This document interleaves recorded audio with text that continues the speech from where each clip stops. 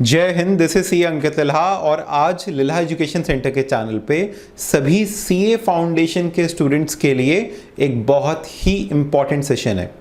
आज के सेशन में मैं आपको गाइड करने वाला हूं कि आप जो सब्जेक्ट सबसे ज़्यादा आपको डराता है, जिस सब्जेक्ट में आप सबसे ज़्यादा परेशानी फील करते हैं, mathematics, statistics and logical reasoning, इसके अंदर में कैसे करके अच्छा कर सकते हैं।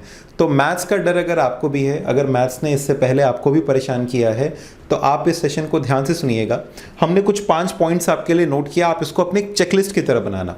अपने बुक में इस 5 पॉइंट्स को लिख लेना और एक चेकलिस्ट की तरह फॉलो करना। अगर आपने इन 5 पॉइंट्स के ऊपर में टिक लगा दिया तो लिख के ले लेना, आप इस एग्जामिनेशन को ज़रूर से क्लियर करोगे।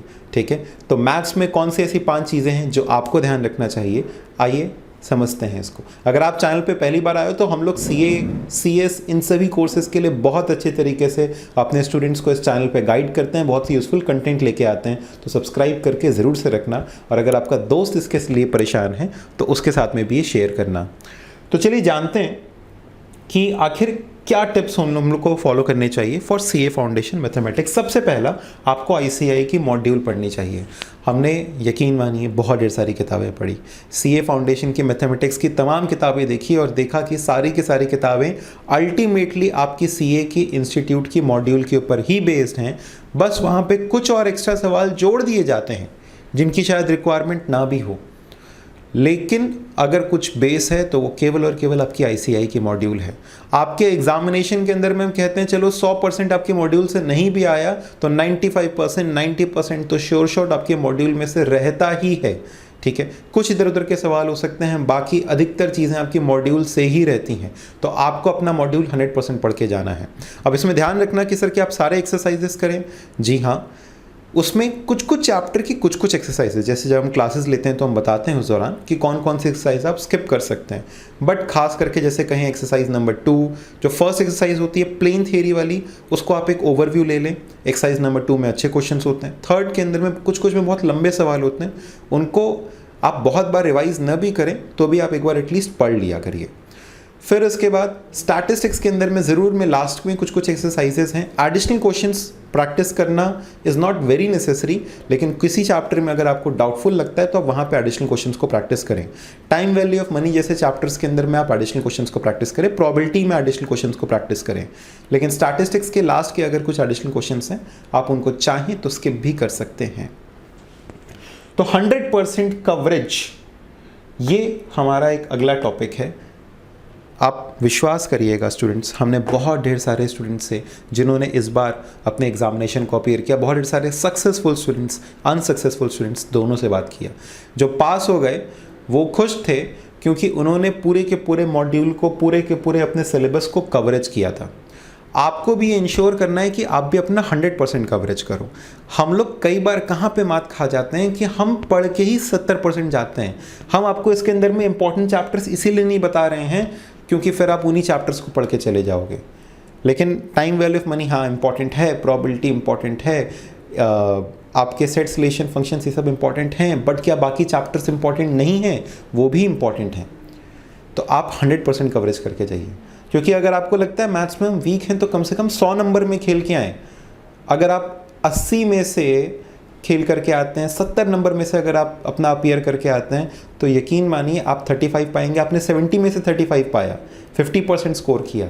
अगर ये चीज़ आप 100 में से करके आएंगे तो 50 पाएंगे and you will never fail in examination. ठीक है, हो सकता है आप फेलिंग की बात हटाइए, आप बहुत अच्छा करके आएंगे। तो आपको ये इंश्योर करना है, ये गलती बिल्कुल भी मत करना।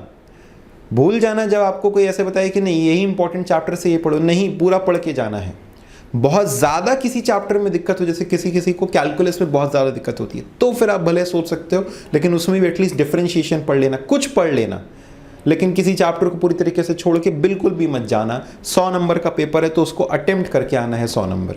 ठीक है, अगर आपको फिर भी नेगेटिव मार्किंग से डर लगे, कई लोग नेगेटिव मार्किंग से डर करके सिर्फ 50 नंबर करके आते हैं। नहीं, अटेम्प्ट करके आइए, 70, 80 अटेम्प्ट करके आइए। ये कहाँ से ट्रेंड आ गया कि 50 नंबर का ही करके आते हैं तो पास हो जाएंगे, पता भी नहीं चलता। 7-8 भी अगर कट गए तो फिर उसी में हम लोग कहीं ना कहीं 39, 38 पे अटक जाते हैं। नहीं, अटेम्प्ट करिए, डरिए मत, पूरा पढ़िए और जाके अटेम्प्ट करिए। एटलीस्ट 70, 80 तो अटेम्प्ट किया करिए। अगला, पास्ट एग्जामिनेशन क्वेश्चंस को प्रैक्टिस करिए। तो एकदम आप डिसाइड कर लीजिए, फिक्स कर लीजिए आपको 2 चीज़ें पढ़नी है। आपके टेबल पे जब आप मैथ्स पढ़ने बैठो सिर्फ 2 चीज़ें होनी चाहिए, एक आपकी मॉड्यूल और past exam question. Past exam questions के लिए स्कैनर्स आती हैं बाज़ार में, जैसे सुचिता प्रकाशन की स्कैनर आती है, तो अलग अलग ऑथर्स की स्कैनर आती है। आप एक स्कैनर लीजिए जिसमें केवल पास्ट एग्जाम क्वेश्चन और कोई फालतू क्वेश्चन नहीं, केवल पास्ट एग्जाम क्वेश्चन प्रैक्टिस करनी है, और ICI की मॉड्यूल, बस इसके अलावा और कोई तीसरी चीज़ हमको प्रैक्टिस नहीं करनी है। फिर इसके बाद मॉक टेस्ट को प्रैक्टिस करना है। अगली जो बड़ी दिक्कत, हमने आपसे कहा कि कवरेज स्टूडेंट्स नहीं करते हैं, अगली बड़ी दिक्कत जो कि होती है मैथ्स के एग्ज़ाम के अंदर में, वो होती है कि आप कई बार मॉक टेस्ट प्रैक्टिस करके नहीं जाते। मॉक टेस्ट प्रैक्टिस करिए। बहुत से स्टूडेंट्स ये शेयर करते हैं कि उनका एग्जामिनेशन क्यों नहीं क्लियर हुआ, बिकॉज उन्होंने 100% अपीयर नहीं किया। ऐसा नहीं कि आ नहीं रहा था, टाइम शॉर्टेज पड़ गया। अब टाइम की शॉर्टेज को आप कैसे टैकल कर सकते हैं, वो तो बहुत पुराना नुस्खा है कि प्रैक्टिस करिए। तो प्रैक्टिस करना है आपको, 100% प्रैक्टिस मेंटेन करनी है अपनी, और कोशिश करना है कि आप मॉक टेस्ट अपीयर करें और उस मॉक टेस्ट को भी आप टाइमली सॉल्व करें। ठीक है, तो मॉक टेस्ट अपीयर करिए। ICI खुद अपने 2 मॉक टेस्ट लॉन्च करता है, उनको आप सॉल्व करिए। ठीक है, उसके बाद आपकी बुक के अंदर में भी ढेर सारे क्वेश्चन दिए रहते हैं, उनको आप सॉल्व करिए।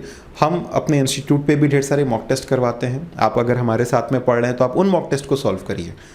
फिर इसके बाद पांचवा तरीका जो आपको फॉलो करना है वो है रिवीजन का।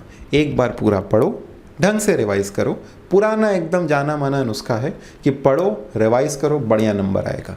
तो ये रिवीजन की एक सिंपल सी टेक्निक है जो कि कई बार हम लोग स्किप कर जाते हैं। तो आप जो भी कुछ पढ़ रहे हैं उसको एग्जाम से पहले एक बार अच्छे से रिवीजन करके जाएं। ये नहीं ऊपर ऊपर से देख के चले गए, सॉल्व करके लगा करके जाइए एटलीस्ट इंपॉर्टेंट क्वेश्चंस को।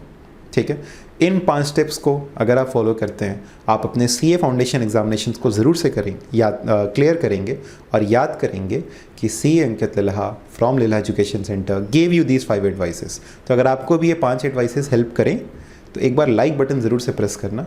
ठीक है, और अपने फ्रेंड्स को भी ये शेयर करना। Thank you so much, stay connected. This was CA Ankit Lilha from Lilha education centre. Take care, bye bye.